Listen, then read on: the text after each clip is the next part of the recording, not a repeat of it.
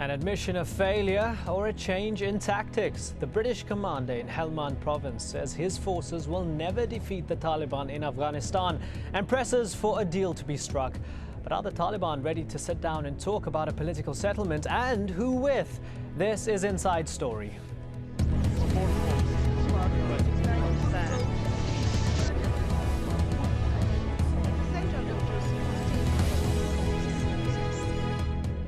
Hello, I'm Imran Gupta. We're not going to win this war, says senior British commander in the war-torn country, Brigadier Mark Carleton-Smith. That statement coincides with more US-led air raids that have killed more innocent civilians, further angering Afghans, and more suicide attacks orchestrated by the Taliban. Zaina Khodar has more. There is anger in the province of Ghazni. 2 civilians were killed. Tribal elders said the men were in their house when U.S. forces raided it before killing them. They were suspected of being anti-government fighters, but people here confirm the men were innocent. Afghan civilians often get caught in the crossfire. According to recent figures released by the United Nations, there has been a sharp increase in the number of civilian casualties this year. Since January, almost 1,500 have been killed, sparking local condemnation of the international forces. And now, the British commander in Helmand province has warned the war against the Taliban cannot be won. In an interview with Britain's Sunday Times newspaper, Brigadier Mark Carleton-Smith says, "We are not going to win this war. It's about reducing it to a manageable level of insurgency that's not a strategic threat and can be managed by the Afghan army. We want to change the nature of the debate from one where disputes are settled through the barrel of a gun to one where it's done through negotiations." More and more there seems to be a consensus that the war in Afghanistan cannot be won militarily. Even the recently appointed head of the U.S. Central Command, General Petraeus, said he would try to bring hostile players into the peace process. General Petraeus said there could be reconciliation with some of those who are part of the problem, making them part of the solution. Even Afghan officials seem to believe that the answer to Afghanistan's problems cannot be a purely military solution. Hamid Karzai, the president of Afghanistan himself, requesting assistance from Saudi Arabia to facilitate talks with the Taliban. For the last 2 years, I've sent letters to the King of Saudi Arabia, and I've sent messages and requested from him, as leader of the Islamic world, for the security and prosperity of Afghanistan and for reconciliation in Afghanistan and better relationships in the region. He should help us. The Taliban spokesman has responded to his call by rejecting any negotiations with what they call America's puppet government. He said Karzai had no right to negotiate since he does what he is told by the Americans. The Taliban's long-standing position is that there will be no peace talks as long as international forces remain on Afghan soil.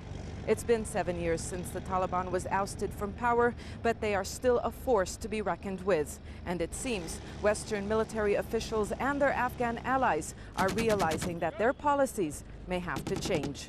Zaina Khodar, Inside Story, Kabul.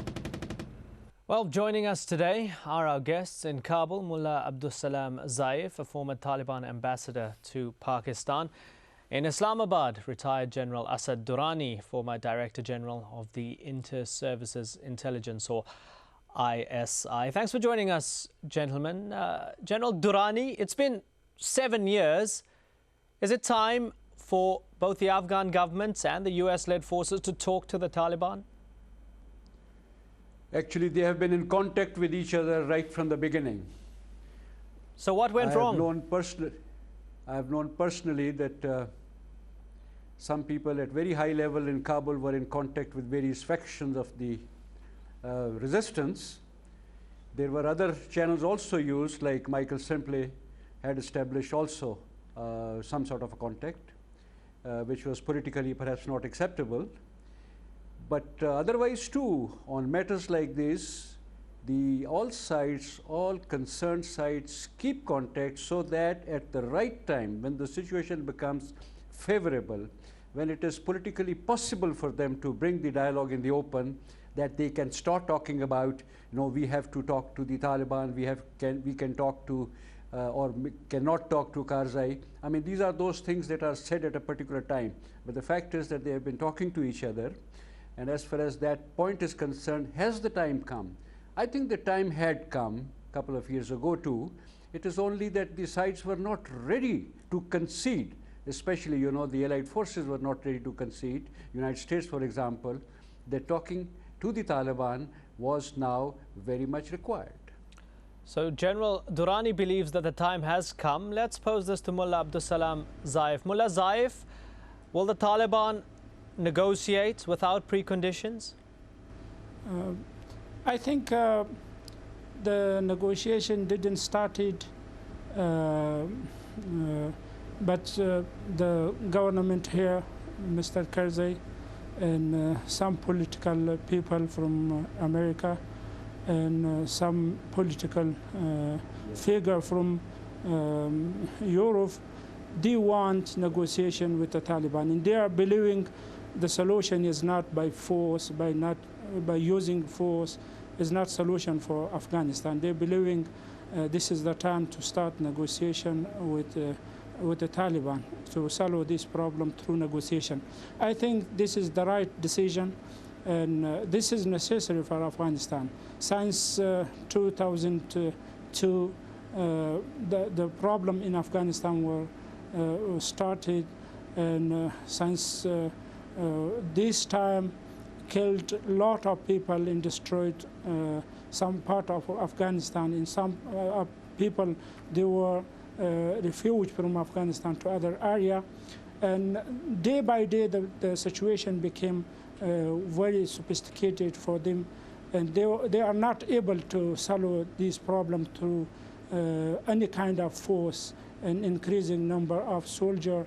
And I think this is a good decision, but the Taliban will come to this negotiation or not. This is, I think this is need the time for that, because the Taliban, they are not sure really American, they want solution through negotiation or not. Really the American, they are ready to leave Afghanistan or not. And really they are harnessed with negotiation, or this is just cheating the Taliban or making other kind of conspiracies to the Taliban. I think this is very important in the beginning to ensure the Taliban that the American, they want to make a decision through negotiation and to start this negotiation honestly and talk with the Taliban by respectful way. And I think the Taliban will come to them, and they will come to the negotiation. And I think the Taliban, they are believing to rescue the people and to stop the bloodshedding in Afghanistan. But the Taliban is also shedding blood of innocent Afghan civilians. Many of the suicide bombings are indiscriminate. I know that the war is not some gift to the people. This is war always from two sides. The innocents, they are victim. That's not just from the side of Taliban. You know that more casualties happen through bombarding and through searching our houses and through shooting the people in Afghanistan from the NATO and American. This has happened. You know, in one time you will be witness that happened in one time, in 1 hour, the 100 people, they are losing their life. This casualty to the civilian people, they are happening to both sides, because this is the war, and this is happening until the war is continuing in Afghanistan. I think this kind of casualty to the civilian people will be happening. But the good thing is that for both sides to stop war and to come to negotiation and to solve the problem through negotiation and to respect each other and to know what is the right of each other. That's important. I know that the casualties happen to the civilian people and also to both sides of war. All right, let's bring in Asad Durrani. These US and NATO strikes that have killed civilians, almost 1,500 this year alone. Isn't that doing the Taliban's recruitment for them? It's inspiring a whole new generation of young, angry Afghans to take up a fight and be uncompromising. You see, there are so many aspects that one should consider, and none of that should be considered actually in isolation. First of all, let's see how the process takes place. And you have so many examples: Northern Ireland, Palestine, Kashmir, Sri Lanka, and so on. You always keep contact so that you can use them. I've said this point earlier. Usually, like the Taliban have said that they will not talk to Karzai, or Kabul would say that they would not speak to the militants, or for that matter, someone else would make that. These things also are said in the course of action. But ultimately, a time comes when all sides do get convinced that some sort of a negotiated process must start. And that is in that process we find out who would be willing to talk first, what happens to those preconditions. They are usually dropped, and you come up with a new parameter of discussion. Now, that is the process that I said is a universal one. It only depends on how long a particular side takes to concede that they were now ready, they were in a reasonably good position to talk, and that is why they were ready. The second point is about the casualties. This is the so-called asymmetrical warfare. Now it has got a new name. It used to be called, it termed differently, guerrilla warfare, insurgents, so on and so forth. In that, what happens is that people use the technique that best suits them and a particular situation. If we are talking of killing innocents, well, we have known regular forces killing more innocents than actually the non-state actors. I think Mullah Zaif has also referred to Afghanistan. For the other side, the non-state actors, the guerrillas, the insurgents, the so-called militants, and so on, this usually is the only instrument available to them. Okay, so let's they hit such targets to give the message. Let's look at the instruments available to this big international military machine, which is taking on the insurgency. NATO members are reluctant to commit more combat troops. The US General Petraeus, famous for what he's deemed as a relatively successful surge in Iraq, is now overseeing Afghanistan as well. What about those that say that a similar sort of surge, a military surge, will help the situation in Afghanistan? Tactical. These are tactical movements, and I'm not going to dilate very much on what has happened in Iraq, because one has heard different versions as to what leeway has been given, for example, to the Sunni groups, or if some other deals have been made. But the fact is that as far as the conventional wisdom is concerned, the forces that are required to fight an insurgency, the assessments have varied from 7 to 1 to 10 to 1 to 20 to 1. Now, this is the type of number of troops that you will never get. The Soviets with 115,000 never got it. The NATO and the United States are far away from the required 300,000 or 400,000 troops. So you can increase the number of troops, increase casualties, even bring locally some areas under control, and then declare that, well, you have achieved a particular objective.